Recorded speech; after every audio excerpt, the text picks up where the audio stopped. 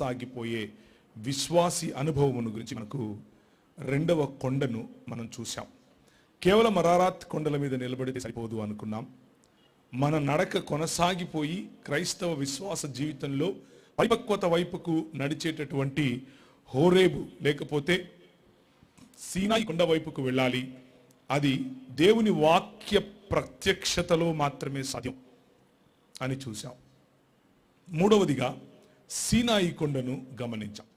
సీనాయి కొండ పరిశుద్ధాత్ముని యొక్క అభిషేకమును, పరిశుద్ధాత్ముని యొక్క సన్నిధిని, పరిశుద్ధాత్ముని అనుభవమును మనకు గుర్తు చేస్తుందని, ఆ సీనాయి కొండ అనుభవంలో మనము ఉన్న సమయంలోనే దేవుని రాజ్య స్థాపనకు అవసరమైనటువంటి స్ఫూర్తిని, పిలుపును మరియు ధైర్యమును కలిగి ఉంటాం అన్న విషయాన్ని ఈరోజు ఉదయము 3 కొండల రూపంలో మనం చూసాం.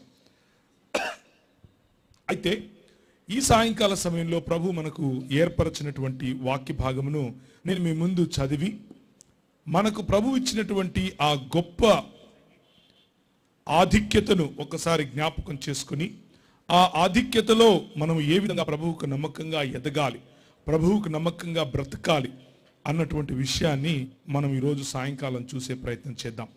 ఇశ్రాయేలు నిర్భయముగా నివసించును, యాకోబు ఊట ప్రత్యేకింపబడును, అతడు ధాన్య ద్రాక్ష రసములు గల దేశములో ఉండును, అతనిపై ఆకాశము మంచును కురిపించును. ఇశ్రాయేలు, నీ భాగ్యము ఎంత గొప్పది! యెహోవా రక్షించిన నిన్ను పోలిన వాడు ఎవడు? ఆయన నీకు సహాయకరమైన కేడెము, నీకు ఔన్నత్యమును కలిగించు ఖడ్గము. నీ శత్రువులు నీకు లోబడినట్టుగా వారు వేషము వేయుదురు, నీవు వారి ఉన్నత స్థలములను త్రొక్కుదువు. ఇది ద్వితీయోపదేశకాండం 33వ అధ్యాయం 28, 29 వచనాల్లో నుంచి నేను చదివాను. 29 వచనంలో నేను చదివినటువంటి వాక్య భాగాన్ని మరొకసారి మీకు చదివినిపిస్తాను. ఇశ్రాయేలు, నీ భాగ్యము ఎంత గొప్పది! యెహోవా రక్షించిన నిన్ను పోలిన వాడు ఎవరు?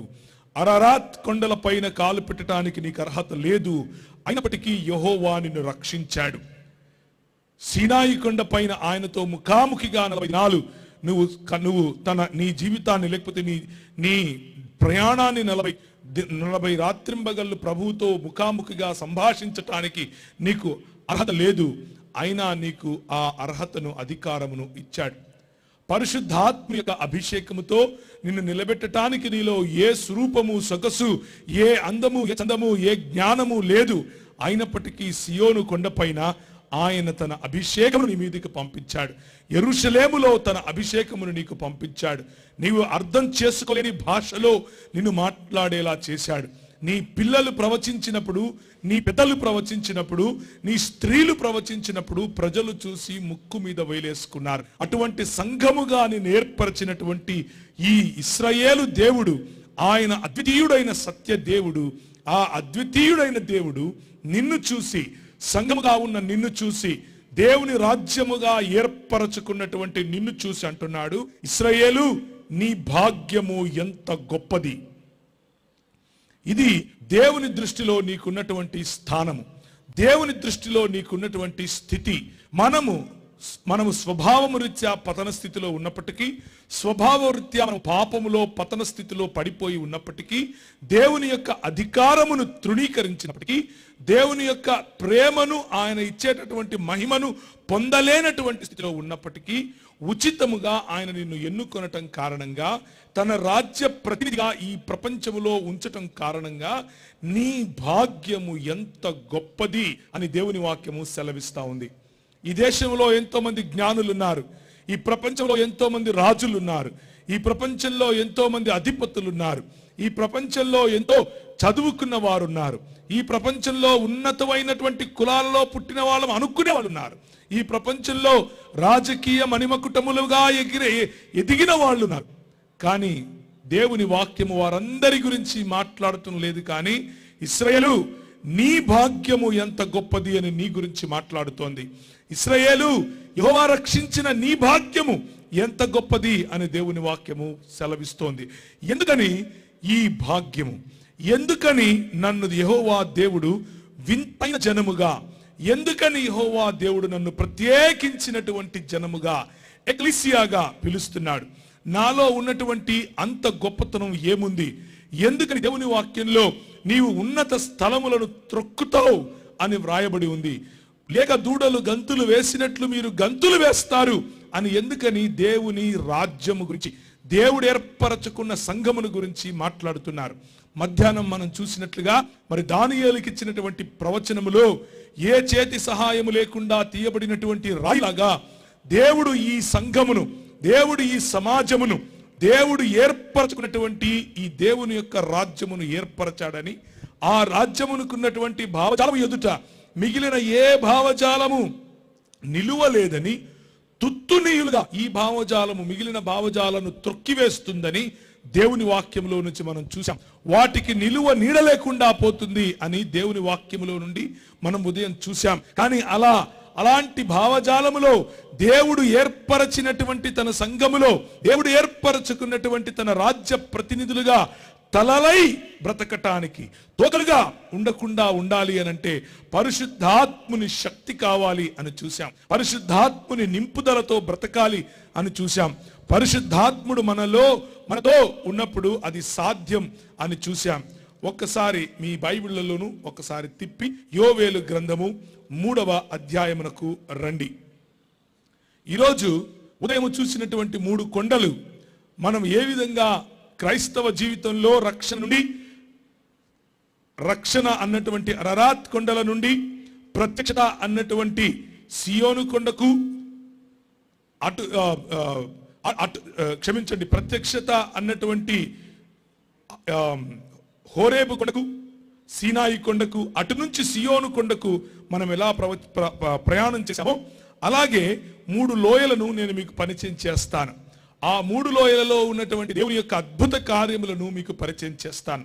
ఏ విధముగా మీరు తలలుగా ఉండటానికి ప్రభు పిలిచాడో అలా తలలుగా ఉండకుండా ఉండటానికి చేసేందుకు ఈ అపవాది తంత్రములను, కుతంత్రములను ఏ విధంగా ఎదిరించటానికి ప్రభు మిమ్మల్ని పిలిచాడు, ఎందుకని మీ భాగ్యం ఇంత గొప్పది అన్న విషయాన్ని, పెంట కుప్పల మీద పడి ఉన్న మనలను ఎందుకని ఆయన తన నెత్తిన మోసుకుంటూ తిరుగుతున్నాడు అన్న విషయాన్ని కూడా మనం గమనిస్తాం.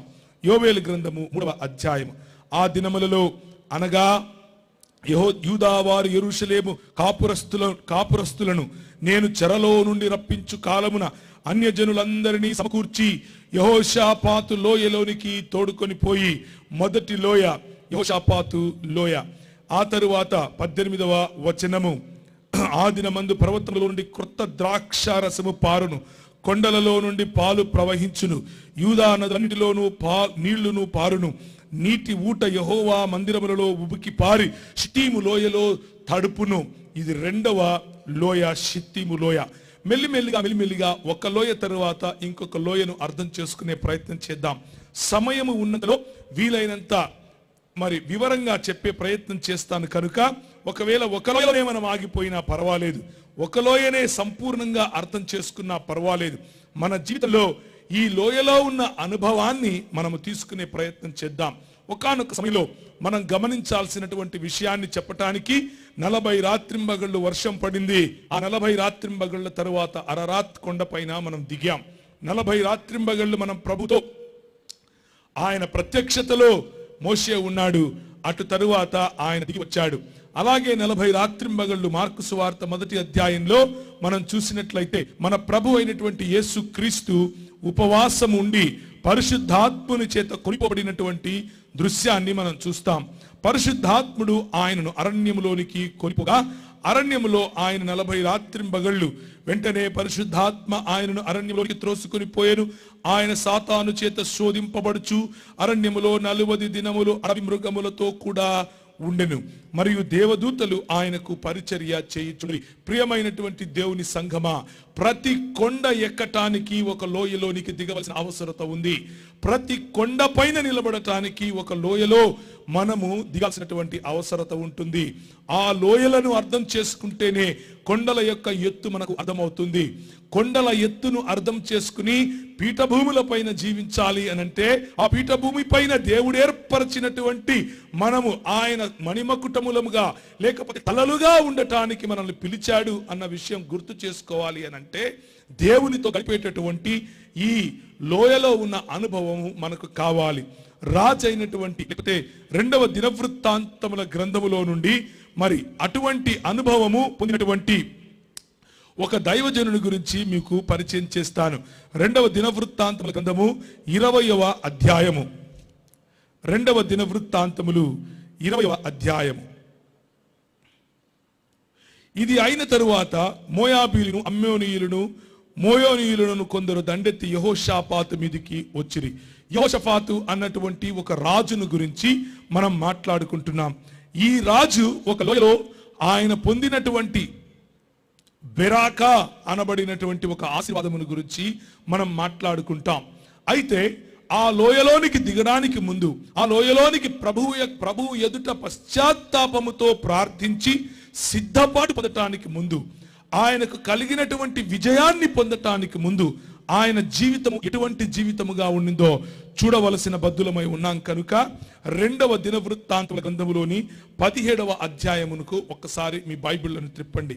తరువాత అతనికి బదులుగా అతని కుమారుడైన యెహోషాపాతు రాజై ఇశ్రాయేలు తన మీదికి రాకుండా తన రాజ్యమును బలపరచుకొనెను. అతడు యూదా దేశములోని ప్రాకారపురములందు సైన్యములను ఉంచి యూదా దేశమునందు తన తండ్రి అయిన ఆసా పట్టుకుని ఎఫ్రాయిమును పట్టణమందు కావలి బలములను ఉంచెను. యెహోవా అతనికి సహాయుడై ఉండగా యెహోషాపాతు తన తండ్రి అయిన దావీదు ప్రారంభ దినములలో నడిచిన మార్గమందు నడుచుచు బయలుదేవతను ఆశ్రయింపక తన తండ్రి దేవుని ఆశ్రయించుచు ఇశ్రాయేలు వారి చర్యలను వెంబడింపక ఆయన ఆజ్ఞలను అనుసరించి నడిచెను. కాబట్టి యెహోవా అతని చేత రాజ్యమును స్థిరపరచెను. ప్రియమైనటువంటి దేవుని సంఘమా, మనము చూసేటటువంటి ప్రతి నాయకుడు, మనకు వాక్యోపదేశము చేసేటటువంటి మన ముందు నడిచినటువంటి ప్రతి నాయకుడు దేవుని రాజ్యము స్థాపించటానికి ఉపయోగపడ్డారు. దేవుని రాజ్యమునకు ప్రతీకలుగా వారు ముందుకు నడిచారు. రాజైనటువంటి యెహోషాపాతు జీవితంలో కూడా దేవుని రాజ్యమును స్థాపించటానికి ఆయన ముందుకు వెళ్ళినటువంటి అనుభవాన్ని మనం చూస్తాం. ఆయన అలా ముందుకు వెళ్ళటానికి గల కారణం ఏమిటి అంటే, తన తండ్రి అయిన దావీదు ప్రారంభ దినములలో నడిచినటువంటి మార్గముల యందు ఆయన నడిచాడు.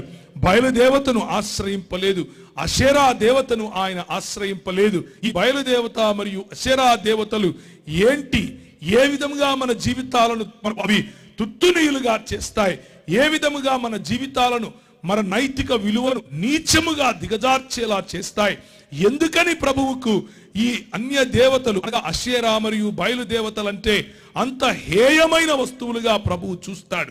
ఎందుకని మనలను ఇశ్రాయేలు నీ భాగ్యం ఎంత గొప్పది, నువ్వు ఇటువంటి దాసత్వంలోనికి, ఇటువంటి అషేరా దగ్గరికి, ఇటువంటి అష్టారోత్ దగ్గరికి, ఇటువంటి బయలు దగ్గరికి నువ్వు వెళ్లకుండా ప్రభువైనటువంటి యెహోవా నిన్ను కాచేటటువంటి దేవుడు అని పిలిచేటటువంటి యాకోబు సంతతిగా, ఇశ్రాయేలు జనాంగముగా ప్రభువు నిన్ను పిలుస్తున్నాడు అంటే దానికి కారణం ఏమిటి అనంటే, దావీదు ప్రారంభ దినములలో నడిచిన మార్గమునందు నడుచుచు బయలుదేవతను ఆశ్రయింపక తన తండ్రి దేవుని ఆశ్రయించుచు ఇశ్రాయేలు వారి చర్యలను వెంబడింపక ఆయన ఆజ్ఞలను అనుసరించెను, లేకపోతే ఆయన ఆజ్ఞలను అనుసరించి నడిచెను.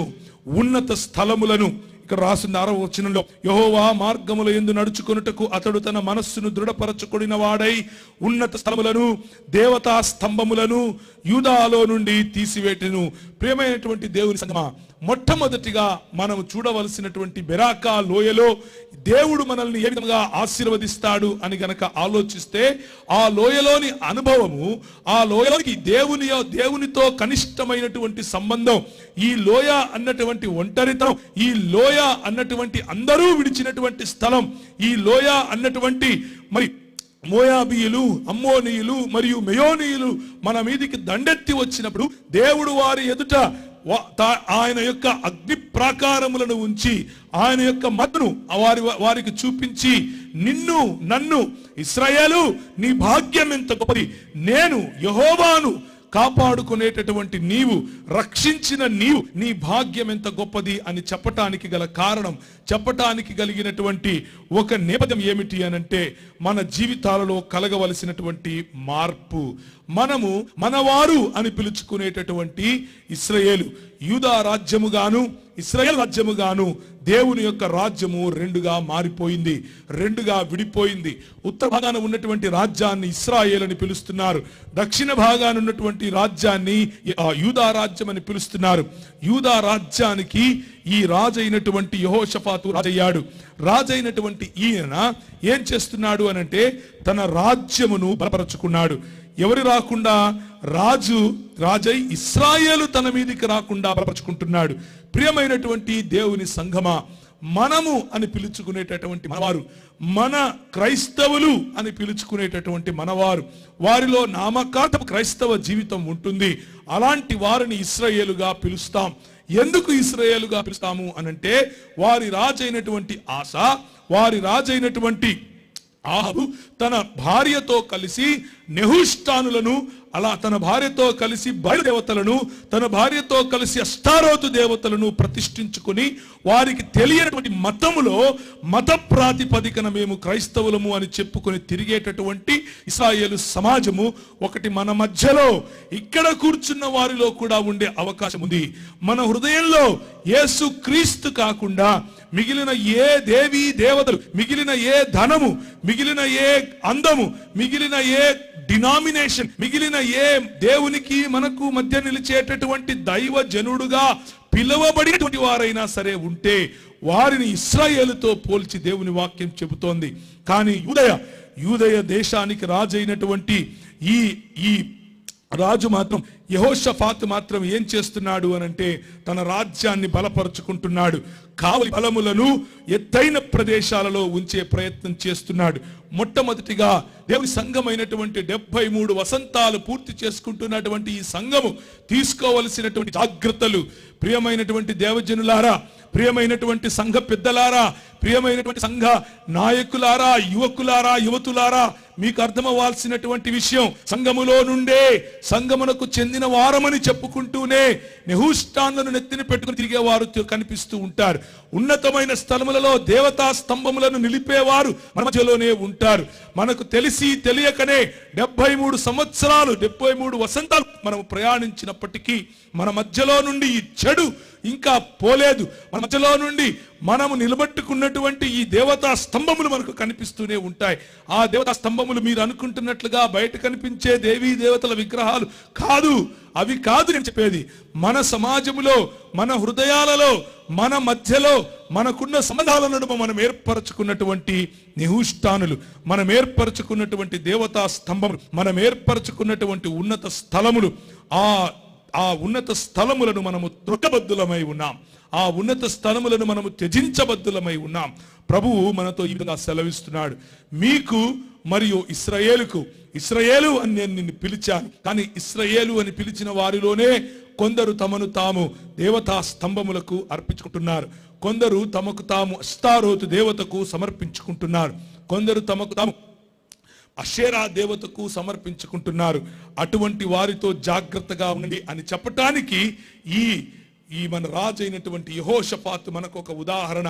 అటువంటి వారితో జాగ్రత్తగా ఉండటం అనంటే ఏం చేయాలి? యెహోవా మార్గముల యందు నడుచుకోవాలి, తన మనస్సును దృఢపరుచుకోవాలి, ఉన్నత స్థలములను దేవతా స్తంభములను యూదాలో నుండి తీసివేయాలి. యూదా అనగా దేవుని రాజ్యమును ప్రతిబింబించేటటువంటి దేవుని సంఘము. ఇందులో మన మధ్యలోకి వచ్చేటటువంటి అనేకమైనటువంటి తప్పుడు బోధలు మనకు ఇశ్రాయేలును పోలి ఉన్నాయి. ఆ తప్పుడు బోధలు మనకు కేవలము ఒక డినామినేషన్ పట్ల మక్కువను తీసుకుని వచ్చే బోధలు. ఆ తప్పుడు బోధలు యేసు దేవుడు కాదు, ఆయన కేవలము దేవుని కుమారుడు, ఆయన కేవలము ప్రవక్త, ఆయన కేవలము మన వంటి వాడే, మనము దేవుళ్ళమే అని చెప్పేటటువంటి దుర్బోధలు. ముఖ్యంగా ఈ ఉభయ గోదావరి జిల్లాల్లో వస్తూ ఉన్నటువంటి భయంకరమైనటువంటి బోధలు, మీ ప్రక్క జిల్లాలో కృష్ణా జిల్లాలో వస్తున్నటువంటి భయంకరమైన బోధ, అది దేవుడు మనకు ఉచితముగా ఇచ్చినటువంటి రక్షణ కాదు. నువ్వు నేను రాత్రిమగళ్ళు కూర్చొని ఎంతో ఏడవాలి, ప్రతోడి దగ్గరికి వెళ్ళి ఏదో చెయ్యాలి, ఆ తరువాత మన జీవితంలో రక్షణ వస్తుంది అని చెప్పేటటువంటి భయంకరమైన నీతి క్రియల చేత నువ్వు రక్షింపబడతావు అని చెప్పేటటువంటి బోధ. ఇటువంటి బోధలు ఎన్నో మన జీవితాలలో, మన సంఘాలలో మెల్లిమెల్లిగా వస్తూ ఉన్నాయి. అటువంటి బోధల నుండి మనల్ని మనం తప్పించుకోవటానికి, అటువంటి బోధల నుండి మనల్ని మనం విడిపించుకోవటానికి జాగ్రత్త పడాలి. మొదటి రాజుల గ్రంథం 15వ అధ్యాయము, మొదటి రాజుల గ్రంథము 15వ అధ్యాయాన్ని ఒక్కసారి చూడండి. దేవుని వాక్యములో నుండి మనము నేర్చుకోవలసినటువంటి కొన్ని విషయాలను నేను మీ ముందు ఉంచే ప్రయత్నం చేస్తున్నాను. 15వ అధ్యాయంలో మరి నెబాతు కుమారుడు రాజైన యెరోబాము ఏలుబడిలో 18వ సంవత్సరమున అబియాము యూదా వారిని ఏలనారంభించాడు. వారు ఏం చేశారు?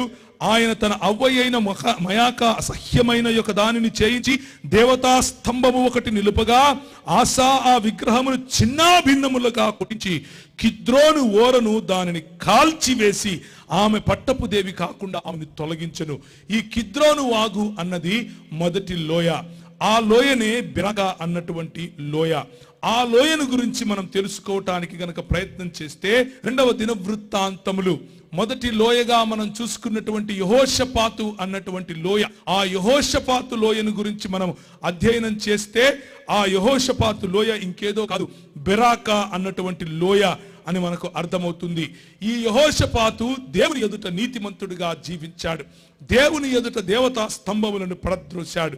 దేవుని ఎదుట అవినీతిని ఖండించాడు. దేవుని ఎదుట మరి దేవుని యొక్క విలువలను మాత్రమే రాజ్యములో ఉంచే ప్రయత్నం చేశాడు. మేము క్రైస్తవులమే అని చెప్పుకుంటూ లోకములో లోక మర్యాద చొప్పున తిరిగేటటువంటి ఇశ్రాయేలుతో ఆయన తన విభేదాన్ని చూపించాడు. దూరముగా ఉన్నాడు. తన తండ్రి అయినటువంటి దావీదు నడిచినటువంటి త్రోవలో నడిచాడు. అలా నడిచిన తరువాత యెహోషాపాతు అతని జనులు వారి వస్తువులను దోచుకొనుటకు దగ్గరకు రాగా ఎప్పుడు జరిగింది ఇది? వీరందరూ వచ్చి మోయాబీయులు, అమ్మోనీయులు, మెయోనీయులతో కొందరు దండెత్తి యెహోషాపాతు మీదకి వచ్చారు. వీడు పరిగెత్తుకుంటూ వెళ్ళుకొని ఒక చోట దాచుకుని ఉన్నారు. వీరందరూ కలిసి ఉపవాసం ఉండి ప్రార్థించి దేవుని వైపు మొరపెట్టుచున్నారు. ప్రభువా మాకు రక్షణ నీవు, ప్రభువా మమ్మను కాపాడు అని అన్నప్పుడు, మరియు అతడు జనులను హెచ్చరిక చేసిన తరువాత యెహోవాను స్తుతించుటకు గాయకులను ఏర్పరచి వారు పరిశుద్ధాలంకారములు ధరించి సైన్యము ముందర నడుచుచు యెహోవాకు నిత్యముండును ఆయన స్తుతించుడి అని స్తోత్రము చేయుటకు వారిని నియమించెను. వారు పాడుటకు స్తుతించుటకు మొదలు పెట్టగా యెహోవా యూదా వారి మీదికి వచ్చిన అమ్మోనీయుల మీద, మోయాబీయుల మీద, షేయూరు వన్యవాసుల మీద మాటుగాండ్రను పెట్టెను గనుక వారు హతులయ్యారు. అమ్మోనీయులను, మోయాబీయులను, షేయూరు మన్యవాసులను బొత్తిగా చంపి నిర్మూలన చేయవలనని పొంచి ఉండి వారి మీద పడ్డారు. వారి షేయూరు కాపురస్తులను కడముట్టించిన తర్వాత తమలో తమరు ఒకరితో ఒకరు చంపుకొనుటకు మొదలు పెట్టారు. యూదావారు అరణ్యమందున్న కాపురుల దుర్గము దగ్గరకు వచ్చి సైన్యముల తట్టు చూడగా వారు శవములై నేల మీద పడి ఉన్నారు. ప్రభు అంటున్నాడు యెహోషాపాతుతో, ప్రభు అంటున్నాడు, యూదావారులారా, యెరూషలేము కాపురస్తులారా, యెహోషాపాతు రాజా, మీరందరూ ఆలకించండి. యెహోవా సెలవిచ్చేది ఏంటంటే, ఈ గొప్ప సైన్యమునకు మీరు భయపడద్దు, జడియదు. ఈ యుద్ధము మీరు కాదు, దేవుడే జరిగిస్తాడు. మీరు ఊరికనే ఉండి నిలబడుకొని చూడండి, మీ ముందర శవములలాగా మీరు పడి ఉంటారు అని అన్నాడు. చెప్పింది చెప్పినట్లుగానే శవములలాగా పడి ఉన్నారు. వీరు పరిగెత్తుకుపోయి యెహోషాపాతు అతని జనములు వారి వస్తువులు దోచుకొని దగ్గరకు రాగా ఆ శవముల యొద్ద విస్తారమైన ధనమును, ప్రశస్తమైన నగలును కనబడెను. వారు తమకిష్టమైనంత మట్టుకు తీసుకొని తాము కొనిపోగలిగినంత కంటే ఎక్కువగా ఒలుచుకొనిరి. కుల సొమ్ము అతి విస్తారమైనందున దానిని కూర్చుటకు 3 దినములు పట్టెను. 4వ దినమున వారు బెరాకా లోయలో కూడిరి. అక్కడ వారు యెహోవాకు కృతజ్ఞతాస్తుతులు చెల్లించినందున నేటి వరకును ఆ చోటికి బెరాకా లోయ అని పేరు. బెరాకా అంటే స్తుతి, ఆశీర్వాదము అని అర్థం. ప్రియమైనటువంటి దేవుని సంఘమా, ఇశ్రాయేలు, నీ భాగ్యం ఎంత గొప్పదో తెలుసా? నీవు గనుక మీ పితరుడైనటువంటి దావీదును పోలి నడుచుకుంటే, దావీదు ప్రారంభ దినములలో నడిచినటువంటి ఆ మార్గములో నడిస్తే నీ పైన మోయాబీయులు రావచ్చు, నీ పైన అమ్మోనీయులు రావచ్చు, నీ పైన మాటుగాండ్రు రావచ్చు. కానీ యెహోవా చెబుతున్నాడు, యుద్ధము నీది కాదు, నేను ముందుండి ఆ యుద్ధం చేస్తాను. నువ్వు చేయవలసిందల్లా ఏమిటి అనంటే స్తోత్ర గీతము పాడు. నువ్వు చేయవలసిందల్లా ఏమిటి అనంటే స్తుతి గీతము పాడు. నువ్వు చేయవలసిందల్లా ఏమిటి అనంటే మరి పరిశుద్ధమైన అలంకారాలను ధరించుకొని యెహోవా చెప్పిన విధముగా యుద్ధ భూమిలో కాలు పెట్టు, భయపడకు. నువ్వు భయపడకుండా యుద్ధ భూమిలో కాలు పెట్టి స్తోత్ర గీతము చేసినప్పుడు, యెహోవా పైన ఆనుకున్నప్పుడు ఆయన నీకు విజయము కలుగజేస్తాడు. కానీ ఏంటి దానికి ఉన్నటువంటి షరతు? యెహోషాపాతును ఆయన రక్షించాడు. ప్రతి టామ్, డిక్ అండ్ హ్యారీని రక్షించాడు, యెహోషాపాతును రక్షిస్తాడు. నీ జీవితము యెహోషాపాతును పోలిన జీవితమా, లేకపోతే ఆహాబును పోలిన జీవితమా అని గుర్తు చేసుకోవాలి. బెరాకా లోయలో నువ్వు స్తోత్ర గీతము పాడాలి అనంటే నీవు మరి ఈ యెహోషాపాతును పోలినటువంటి జీవితము కలిగి ఉండాలి. ఉన్నతమైన స్థలములను, దేవతా స్తంభములను నీవు పడద్రోయగలిగినటువంటి సామర్థ్యము కలిగిన వాడవై ఉండాలి. 2వ దినవృత్తాంతముల గ్రంథము 30వ అధ్యాయము, 2వ దినవృత్తాంతములు 30వ అధ్యాయము. ఇందులో మళ్ళీ ఇదే కిద్రోను వాగు, ఇదే దాన్ని ఏమంటారు, బెరాకా లోయను గురించి మనం చూస్తాం. అంచెవారండ్రు జబూలూను దేశము వరకు ఎఫ్రాయిములు మనష్యేల దేశములో ఉన్న ప్రతి పట్టణమునకు పోయిరి గాని అచ్చట వారు ఎగతాళి చేసిరి, వారిని అపహసించిరి. అయినను ఆషేరు, మనష్యే, జబూలు దేశముల వారిలో నుండి కొందరు కృంగిన మనసుతో యెరూషలేమునకు వచ్చిరి. కృంగిన మనసుతో గనుక నువ్వు యెరూషలేముకు వస్తే యెహోవా ఆజ్ఞను బట్టి రాజును అధిపతులు చేసిన నిర్ణయం నెరవేర్చినట్లు యూదా వారిలోని మనస్సును ఏకము చేయుటకై దేవుని హస్తము వారికి తోడై ఉంటుంది. కాబట్టి 2వ నెలయందు పులియని రొట్టెల పండుగ ఆచరించుటకై అతి విస్తారమైన సమాజముగా బహుజనులు యెరూషలేములో కూడి వారు దానిని చేపట్టి యెరూషలేములో ఉన్న బలిపీఠములను, ధూపపీఠములను తీసివేసి కిద్రోను వాగులో వాటిని పారవిసిరి. 2వదిగా కిద్రోను వాగు అన్న బెరాకా లోయ అన్న 2 ఒకటే. ఈ కిద్రోను వాగులో మరి విరిగి నలిగినటువంటి హృదయము తీసుకుని ప్రభు దగ్గరికి వస్తే నీవు ప్రేమించినటువంటి ఆ మరి ఉన్నత స్థలములను, దేవతా స్తంభములను తీసివేస్తే దేవుడు నీ జీవితాన్ని యెహోషాపాతును ఆశీర్వదించినట్లుగా ఆశీర్వదిస్తాడు. 2వ రాజుల గ్రంథము 23వ అధ్యాయము. ఇంతకు అలా చేయటానికి నేనేం చేయాలి? నేను కిద్రోను వాగులోనికి పోయి చేయాలి అంటే నా జీవితంలో ఏం ఉండకూడదు? 23వ అధ్యాయం 4వ వచనం. రాజు బయలుదేవతనకు అషేరా దేవికిని నక్షత్రములకును చేయబడిన ఉపకరణములన్నిటినీ యెహోవా ఆలయములో నుండి యువతలకు తీసుకుని రావాలనని ప్రధాన యాజకుడైన హిల్కియాకును 2వ వరుస యాజకులను ద్వారపాలకులకును ఆజ్ఞ ఇవ్వగా హిల్కియా వాటిని యెరూషలేము వెలుపలకు కిద్రోను పొలములో కాల్చివేసి బూడిదను బేతేలు ఊరికి పంపివేసెను. ప్రియమైనటువంటి దేవుని సంఘమా, ఎంత భయంకరమైనటువంటి పనులు ఈ 2వ రాజులు 23వ అధ్యాయంలో మరి రాజైనటువంటి యూదా రాజైనటువంటి యోషియా కాలంలో జరుగుతూ ఉన్నాయి. దేవుని ఆలయంలోనే, దేవుని ఆలయ సన్నిధిలోనే ఎవరు ఉన్నారు? బయలుదేవతకు, అషారా దేవికి నక్షత్రములకు చేయబడిన ఉపకరణములు కనిపిస్తున్నాయి. దేవుని ఆలయంలోనే బయలుదేవత కనిపిస్తా ఉంది. బయలుదేవత అన్నది ఫర్టిలిటీని సూచిస్తుంది. బయలుదేవత అన్నది హోమోసెక్షువాలిటీని సూచిస్తుంది. బయలుదేవత అన్నది స్వలింగ సంపర్కాన్ని సూచిస్తుంది. బయలుదేవత అన్నది ఈ లోకములో ఉన్నటువంటి ధనమును సూచిస్తుంది. బయలుదేవత అన్నది ఎన్నో రకాలైనటువంటి బయల్ దాగోన్, బయల్ అష్కనోత్ అంటూ బయలుకు కనీసం 4-5 పేర్లు దేవుని గ్రంథంలో సమయం ఉన్నప్పుడు వాటి గురించి చూద్దాం, మనకు కనిపిస్తాయి. మరియు యూదా పట్టణముల యందున్న ఉన్నత స్థలములలోను యెరూషలేము చుట్టూ ఉన్న చోట్లలోను ధూపము వేయుటకై యూదారాజు నియమించిన అర్చకులనేమి, బయలునకు సూర్యచంద్రులకును గ్రహములకును నక్షత్రములకును ధూపము వేయు వారేమి అతడు అందరినీ నిలిపివేశాడు. యెహోవా మందిరముందున్న అషారాదేవి, చూడండి, యెహోవా మందిరములో అషేరాదేవి ఏం చేస్తోంది? యెహోవా మందిరముందున్న అషేరాదేవి ప్రతిమ యెరూషలేము వెలుపలనున్న కిద్రోను వాగు దగ్గరికి తెప్పించి కిద్రోను వాగు ఒడ్డున దాన్ని కాల్చి త్రొక్కి పొడుము చేసి ఆ పొడుమును సామాన్య జనుల సమాధుల మీద చలేను. మరియు యెహోవా మందిరమందున్న పురుషగాముల ఇండ్లు, చెప్పాను కదా, పురుషగాములు, హోమోసెక్షువాలిటీ, పురుషుల సమలైంగికత్వం అన్నది ఈ అషేరా దేవి నేర్పించేటటువంటి దిగిపోయినటువంటి మానవ విలువలు. పురుషగాములుగా ఉన్నటువంటి వారు అక్కడ ఆ గుడులలో, ఆ గోపురాలలో, ఆ దేవతల ఎదుట వారు పూజారులుగా ఉన్నారు. అల్లు స్త్రీలు వారు వాసము చేయుచుండిరి. అషేరా దేవికి గుళ్లను అల్లు స్త్రీలు వాసం చేస్తూ ఉన్నారు. యూదా పట్టణములో ఉన్న యాజకులనందరినీ అతడు అవతలికి వెళ్ళగొట్టాడు. గేబా మొదలుకొని బెయర్షబా వరకు యాజకులు ధూపము వేసిన ఉన్నత స్థలములను అతడు అపవిత్రపరచి పట్టణములో ప్రవేశించు వాని ఎడమ పార్శ్వమున పట్టణ అధికారి అయిన యెహోషువ గుమ్మము దగ్గర నుండి ఉన్నత స్థలమును పడగొట్టించాడు. అప్పటి వరకు ఆ ఉన్నత స్థలముల మీద నియమింపబడిన యాజకులు యెరూషలేముందన యెహోవా బలిపీఠం వద్దకు రాక తమ సహోదరుల యొద్ద పులుసు లేని ఆహారము భక్షించువారయ్యారు. బెన్ హిన్నోము అను లోయలోకి తోఫేతు అను ప్రదేశమునకు అతడు అపవిత్రము చేశాడు. ఇది రెండవ లోయ, బెన్ హిన్నోము అనేటటువంటి లోయ.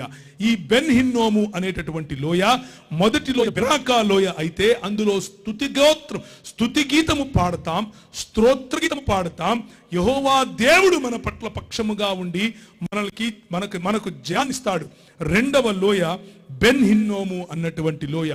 ఈ లోయ మన జీవితాలలో మన మధ్యలో ఉన్నటువంటి దిగజారిపోయినటువంటి నైతిక విలువలను తీసివేసేటువంటి లోయ. ప్రియమైనటువంటి దేవుని సంఘమా, మనము చాలా యాదృచ్ఛికమో ఏమో తెలియదు కానీ భయంకరమైనటువంటి పరిస్థితుల్లో మనం ఉన్నాం. సుప్రీంకోర్టు మొన్నటి మనం చెబుతుంది, మరి పురుషుడు పురుషుడిని పెళ్లి చేసుకోవచ్చు, స్త్రీ స్త్రీని పెళ్లి చేసుకోవచ్చు. అషేరా దేవి, అష్టారోతు దేవత, బయలు దేవతలు కేవలము పురుష సంయోగులు, స్త్రీ సంయోగులు, స్త్రీలు మాత్రమే కాదు కానీ జంతు సంయోగులుగా కూడా కనిపించారు. తమ పిల్లలను అగ్నిగుండములో వేసిన వారుగా కనిపిస్తారు. మెలకు అన్నటువంటి దేవత ఎదుట వారు టెంపుల్ ప్రాస్టిట్యూషన్ చేయించారు.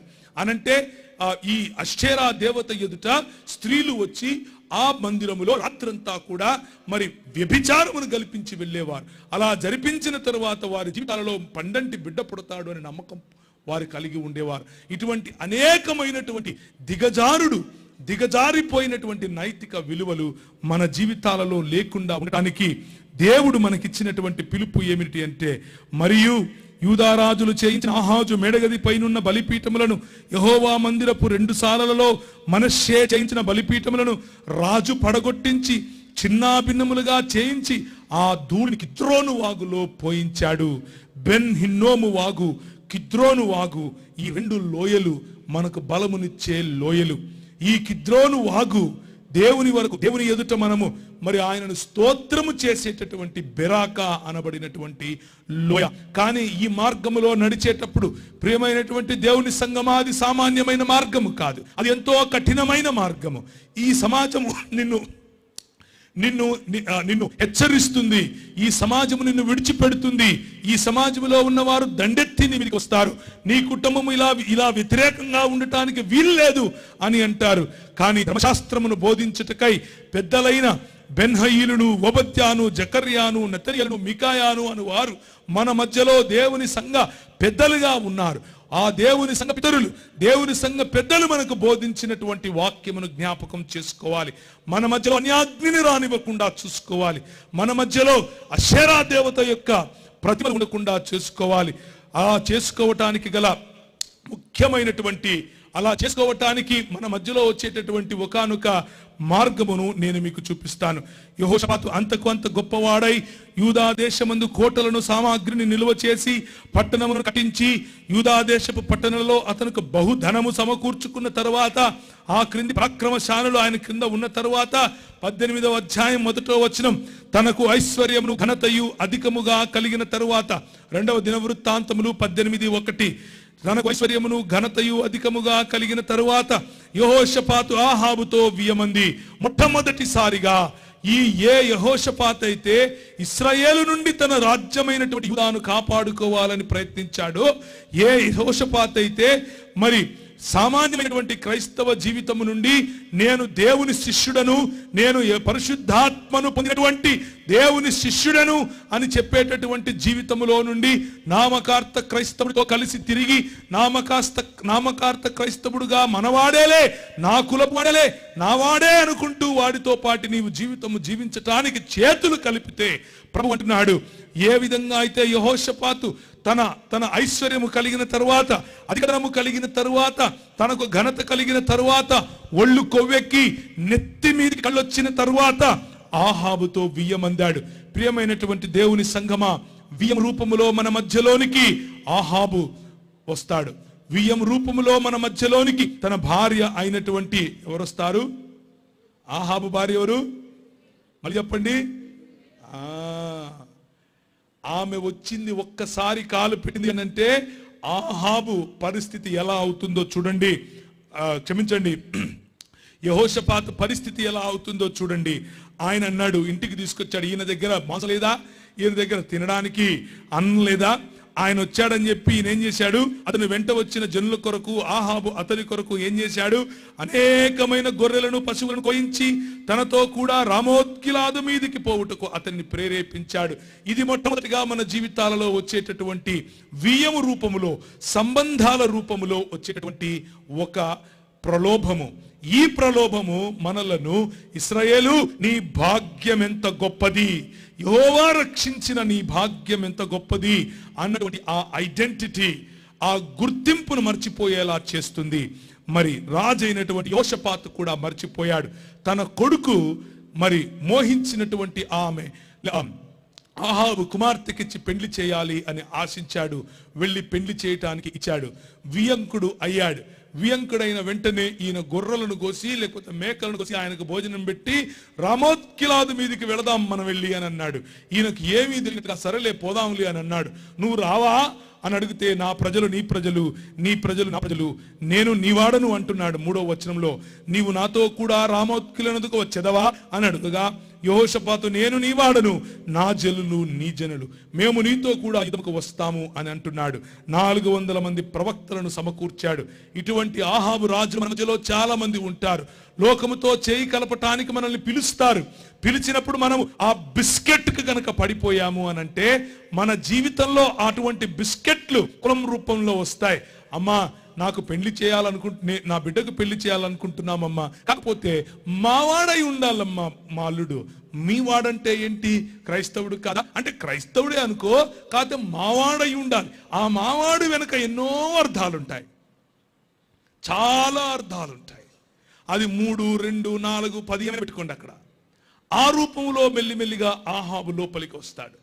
ముఖ్యంగా ఉంటున్నటువంటి యువకులు యువతులకు నేను ఇచ్చేటటువంటి ప్రధానమైనటువంటి దేవుని యొక్క సన్నిధిలో నిలబడి ఇస్తున్నటువంటి ఒక వార్నింగ్ అనుకోండి, ఒక హెచ్చరిక అనుకోండి. రామోత్గిలాదు మీదికి వెళ్ళటానికి మీకు అక్కర లేదు. బెరాకా లోయలో కనుక మీరు ఉన్నట్లయితే, నాకు వయసు దాటిపోతుంది, నేను అన్ని రకాలుగా అందరూ సూటిపోటి మాటలు పొలుస్తున్నారు, నీకు ఇంకా పెళ్లి అవ్వటం లేదా అని అంటున్నారు. అటువంటి స్ట్రెస్, అటువంటి ఒత్తిడిలోనికి వచ్చి ఆహాబుతో మావాడే కదా, మా కులపోడే కదా అని చేయి కలిపితే ప్రభు మనకు నేర్పించినటువంటి ఆ పాఠాన్ని మనం నేర్చుకొని వారం అయిపోతాం. ఏ కులపు వాడు అన్నది కాదు ప్రాతిపదిక. ప్రభు అయిన యేసు క్రీస్తు కారణాన జన్మించబడా కాదా, పరిశుద్ధాత్మ యొక్క అభిషేకమును పొంది పరిశుద్ధాత్ముని యొక్క ఆయన నడిపించినటువంటి మార్గములో నడుస్తున్నాడా లేదా, అది ప్రాముఖ్యం. అది గుర్తు చేసుకోకుండా మనము వియ్యమందటానికి వీలు లేదు, మనము వ్యాపారం చేయటానికి వీలు లేదు, మనము కలిసి నడవటానికి వీలు లేదు, మనం పరిచర్యలు చేయటానికి వీలు లేదు. మనకుండే ఒకే ఒక్క ప్రాతిపదిక, యేసు శిష్యుడను నేను, అవతలివాడు యేసు శిష్యుడు అయి ఉండాలి. ఇటువంటి వారు, ఆహాబు వంటి వారు 100 మంది ప్రవక్తలను దగ్గరేసుకొని తిరుగుతూ ఉంటారు. వాళ్ళందరూ భజన బ్యాచ్లాగా ఉంటారు. ఈరోజు మనకు కనిపిస్తున్నటువంటి అనేకమైనటువంటి ప్రజలు ఇటువంటి వారే. కానీ యెహోవా ప్రవక్తలలో ఇంకా ఈ 400 మందే ఉన్నారా, ఇంకెవరు లేరా అని ఈయన ప్రశ్నిస్తే మీకాయా దగ్గరికి వెళ్ళాడు. మీకాయా అన్నాడు, నువ్వు చస్తావురా పోతే అని అన్నాడు. నేను చావటం ఏంటి, నేను వస్తాను వెనక్కి తిరిగి అన్నాడు. అప్పుడు ఆహాబు అంటున్నాడు, అదంతా బాగానే ఉంది కానీ ఆ సిరియా రాజు నన్ను చంపటానికి రెడీగా ఉన్నాడు కాబట్టి నేను సామాన్యమైన దుస్తులు వేసుకొని వస్తాను, నువ్వు మాత్రం రాజు దుస్తులు వేసుకునే రా అని అన్నాడు. చూసారా, లోకములో ఉన్నటువంటి వారి యొక్క ఆలోచనలు ఇలాగే ఉంటాయి. క్రైస్తవ సంఘములో ఉన్నటువంటి మీరు, క్రైస్తవ సంఘములో దేవుని ఆయన మేపు గొర్రెలు అన్నమాట ఎంత నిజమో, అలాగే మరి పావురము వలె ఏ విధంగా నిష్కపటుగా ఉండాలో అలాగే పాము వలె చతురత కూడా కలిగి ఉండాలి అని దేవుని వాక్యం చెబుతోంది. కానీ ఎప్పుడైతే చేతులు కలుపుతారో, ఎప్పుడైతే లోకముతో చేతులు కలుపుతారో, ఆ చతురతను కోల్పోయిన వారై ఆహాబు వలె మనము కూడా రాజదుస్తులేసుకుని ఆయనతో పాటు వెళితే అప్పుడేం జరిగింది చూడండి. 29వ వచనం, నేను మారు వేషము వేసుకుని యుద్ధమునకు పోవుదును, నీవు నీ వస్త్రములనే ధరించుకొని పోమని యెహోషాపాతుతో చెప్పి తాను మారు వేషమును వేసుకుని తరువాత వారు యుద్ధమునకు పోయి, సిరియా రాజు మీరు ఇశ్రాయేలీలతోనే యుద్ధము చేయుడి, ఇశ్రాయేలు రాజుతోనే యుద్ధము చేయుడి, అధములతో అయినను అధికులతోనైనను చేయవద్దని తనతో కూడా ఉన్న తన రాజాధిపతులకు ఆజ్ఞ ఇచ్చినందున యెహోషాపాతు కనబడటతోనే రథాధిపతులు అతన్ని ఇశ్రాయేలు రాజు అనుకుని చంపటానికి వచ్చారు. యెహోషాపాతు మొరపెట్టినందున యెహోవా అతనికి సహాయము చేసెను. ఒకడు గురి చూడకయే తన వింటిని ఎక్కుబెట్టి ఇశ్రాయేలు రాజును అతని కవచపు బందుల సందున కొట్టగా అతడు నాకు గాయము తగినది, నీ చేయి త్రిప్పి దండులో నుండి నన్ను కొనిపొమ్మని తన సారథితో అనెను. ఇలా ఉంటుంది. మనం గనక తప్పులో కాలు వేస్తే మనల్ని లోకము బిస్కెట్ వేస్తుంది. మనం పడిపోయి వారితో గనక తిరిగితే మన పరిస్థితి యుద్ధమే, మన పరిస్థితి అరణ్యోదనే, మన పరిస్థితి ఒంటరితనమే. కానీ అక్కడ కూడా ప్రభువు మనల్ని ఒంటరిగా విడిచేవాడు కాదు. మన ప్రభువుకు ఉన్నటువంటి గొప్పతనాన్ని చూడండి. మనం యుద్ధంలో ఆయన మాట వినకుండా వెళ్ళినప్పటికీ ఆయన మనల్ని రక్షించే దేవుడు కనుక ఆయన కృపను ఆధారంగా చేసుకుని, ఆయన ఇచ్చిన అధికారాన్ని ఆధారంగా చేసుకుని మాటి మాటికి లోకముతో చేతులు కలిపి, ఆహాబుతో చేతులు కలిపి, తన భార్యతో చేతులు కలిపి, మరి అషేరా దేవతను, అష్టారోతు దేవతను, బయలు దేవతను మన మధ్యలో గనక నిలుపుకుంటే ఆయన తగిన గుణపాఠమును కూడా చెప్పగల సమర్థుడు. కానీ ఎవరైతే ఈ దేవుని యొక్క విశ్వాసులను మరి తప్పుద్రోవ పట్టించటానికి ఈ ఆహాబులాగా ప్రవర్తిస్తారో ఆయన వైపు గురి చూసి కూడా కొట్టలేదు. ఎక్కడో బాణం వేస్తే అది ఇల్లు వచ్చి ఇక్కడ ఉన్నటువంటి ఆహాబును కొట్టిందంట. ఒకడు గురి చూడకయే తన వింటిని ఎక్కుపెట్టి ఇశ్రాయేలు రాజును కొడితే అది తను వేసుకున్నటువంటి బంధకముల సందున వాడిని కొట్టాడు, వాడు చచ్చాడు. 2వ దినవృత్తాంతముల గ్రంథంలో ఈ రాజైనటువంటి యెహోషాపాతు నుంచి మనం నేర్చుకోవాల్సింది ఏమిటి అని అంటే, ఈ లోయలోనికి దిగాలి అని అనుకున్నప్పుడు ఇటువంటి జీవితము మనలో ఉండాలి. ఇటువంటి జీవితంలో ఉన్నప్పుడు దేవుడైనటువంటి ప్రభు అయినటువంటి యేసుక్రీస్తు 40 రాత్రింబగళ్ళు ఏ విధంగా అరణ్య మార్గములో ఒంటరిగా ఉన్నప్పటికీ, మృగముల దగ్గర ఆయన ఒంటరిగా ఉన్నప్పటికీ పరిశుద్ధాత్ముని శక్తి చేత నింపబడ్డాడు. పరిశుద్ధాత్ముని శక్తి చేత నింపబడి బలముగా బయటకు వచ్చి పరిశుద్ధాత్ముని యొక్క బలముతో పరిచర్య చేయగలిగాడు. అటువంటి పరిచర్యను చేయడానికి ఇటువంటి జీవన విధానం కావాలి. మనము తగ్గించుకొని ప్రభువు వైపుకు చూడగలగాలి. మనము సిద్ధపాటులోనికి రావటానికి ఈ పనిని మనము చేయాలి. ఆ సిద్ధపాటుని మనము ఈ యెహోషాపాతు జీవితంలో చూస్తూ ఉన్నాం. ఆ యెహోషాపాతు జీవితంలో ఆయన ఒంటరి వాడు అయిపోయినప్పుడు, తన వియంకుడైనటువంటి అహాబు తనను విడిచిపెట్టినప్పుడు, ఇదంతా జరిగిన తరువాత మోయబీలు, అమ్మోనీయులు, మోయోనీయులు ఆయన మీదికి వచ్చారు. ఆయన మీదికి వచ్చినప్పుడు యెహోవా సెలవిచ్చినట్లుగా ఈ యుద్ధములో మనం పోట్లాడవలసిన నిమిత్తము లేదు. యూదా వారలారా, యెరూషలేము వారలారా, మీరు యుద్ధ పంక్తులు తీర్చి నిలబడండి.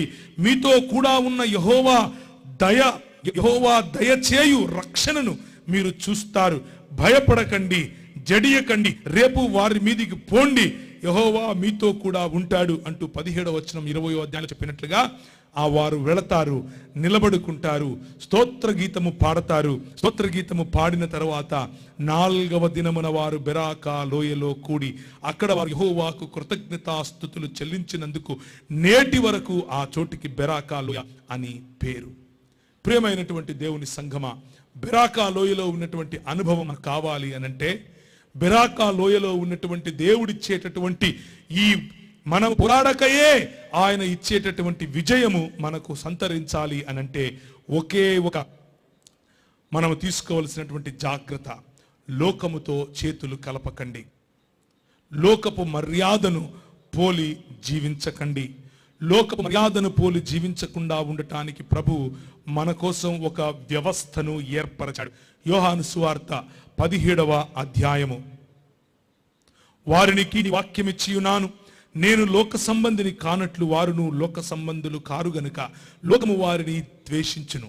నీవు లోకములో నుండి వారిని తీసుకొని పొమ్మని నేను ప్రార్థించలేదు, కానీ దుష్టుని నుండి వారిని కాపాడమని ప్రార్థించుచున్నాను. 14వ వచనం, నేను లోక సంబంధిని కానట్లు వారును లోక సంబంధులు కారు. సత్యమందును వారిని ప్రతిష్ఠ చెయ్యము. నీ వాక్యమే సత్యము. నీవు నన్ను లోకమునకు పంపిన ప్రకారము నేను వారిని లోకమునకు పంపితిని. ప్రభువు, మన ప్రభువు అయినటువంటి యేసు క్రీస్తుని ఈ లోకములోనికి ఎందుకు పంపించాడు? ఈ లోకములో విభిచారులతో మాట్లాడటానికి పంపించాడు. ఈ లోకములో దొంగలతో మాట్లాడటానికి పంపించాడు. ఈ లోకములో సుంకరులతో మాట్లాడటానికి పంపించాడు. ఈ లోకంలో నలిగిన వారిని విడిపించటానికి పంపించాడు. ఈ లోకంలో ఉండటానికి మనల్ని పంపించాడు.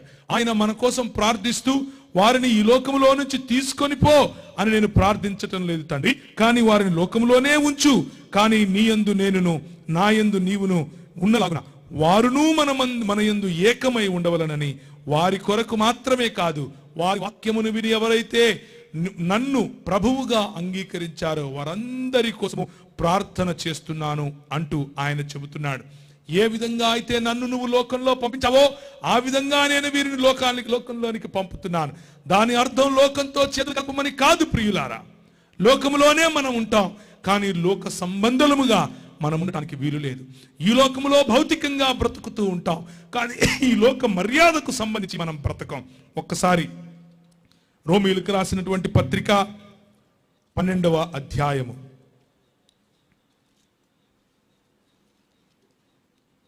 రోమీయులకు రాసినటువంటి పత్రిక 12వ అధ్యాయం. కాబట్టి సహోదరులారా, పరిశుద్ధమును దేవునికి అనుకూలమును అయిన సజీవ యాగముగా మీ శరీరములను ఆయనకు సమర్పించుకొనుడని దేవుని వాత్సల్యమును బట్టి మిమ్మును బతిమాలు కొనుచున్నాను. ఇటు సేవ మీకు యుక్తమైనది. మీరు లోక మర్యాదను అనుసరింపక, లోక అంటే ఏమనుంది ఇక్కడ? ఈ యుగము యొక్క మర్యాదను, ఈ లోకము యొక్క మర్యాదను అనుసరింపక ఉత్తమమును అనుకూలమును సంపూర్ణమును అయిన దేవుని చిత్తమేదో పరీక్షించి తెలుసుకొనున్నట్లు మీ మనస్సు మారి నూతన మగు రూపాంతరము పొందుడి. ఈ రూపాంతరము పొందటము అనేటటువంటి అనుభవము ఈ బెరాకాలోయ అనుభవము. ఈ రూపాంతరము పొందటము అనేటటువంటి అనుభవము ఒకే రోజు ఓం బిం ఫటాఫట్ అంటే వచ్చేది కాదు. ఇది మెల్లిమెల్లిగా ప్రభువుతో ఆయనతో పాటి నడిచేటటువంటి నడక. ఈ నడకలో స్తోత్ర గీతం ఉంటుంది, ఈ నడకలో స్తుతి గీతం ఉంటుంది, ఈ నడకలో లోకమంతా మనల్ని వదిలివేసినటువంటి అనుభవం ఉంటుంది. ఈ నడకలో ఒంటరితనం చూస్తాం. ఈ నడకలో మనం పరిశుద్ధాత్ముని యొక్క అభిషేకాన్ని కలిగి ఉంటాం. ఈ నడకలో మనం ఈ లోక మర్యాదలో ప్రతి ఒక్క విషయంలోనూ ఎదిరించే ప్రయత్నం చేస్తాం. చేతులు కట్టుకొని చూసే వారముగా కాకుండా ఈ లోక మర్యాదను అనుసరింపకుండా ఉత్తమము అనుకూలమైనటువంటి దేవుని చిత్తమును చేసే ప్రయత్నం చేస్తాం. ఆ పని చేసిన వారే మన ముందు నడిచినటువంటి పెద్దలు. 73 సంవత్సరాలు మీ జీవితాలను కట్టడానికి గల